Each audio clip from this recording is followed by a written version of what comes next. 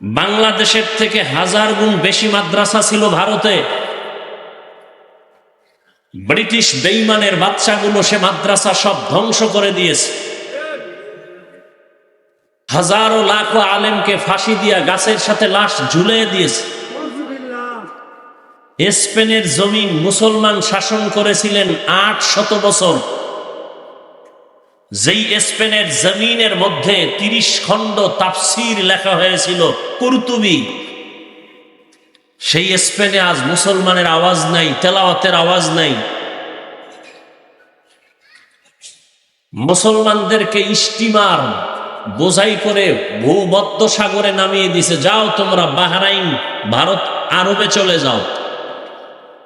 মুসলমানদেরকে স্টিমারে উঠাইয়া ভূমধ্য সাগরের মাঝখানে যখন স্টিমার গেল, আগুন লাগাই দিছে। স্পেনের সেই সময়ের ইতিহাস, স্টিমার পুড়ে মুসলমানের সেই পোড়া শরীরের অংশ ছাই হয়ে গেছে, কালো হয়ে গেছে পানি। সেই দিনটা ছিল এপ্রিলের 1 তারিখ, মুসলমানের কান্নার দিন, ইহুদি বেঈমান কুত্তাদের হাসির দিন। কিন্তু জাতি বুঝে না, ওরাও বেঈমানের সাথে এপ্রিল ফুলে লাফায়। মুসলমানের এপ্রিলের প্রথম দিন কান্নার দিন, মুসলমানের কলঙ্কের দিন, বেঈমানের খুশির দিন।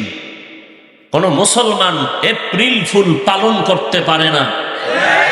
এপ্রিল ফুল পালনকারী স্বচ্ছ মুসলিম দাবি করতে পারে না।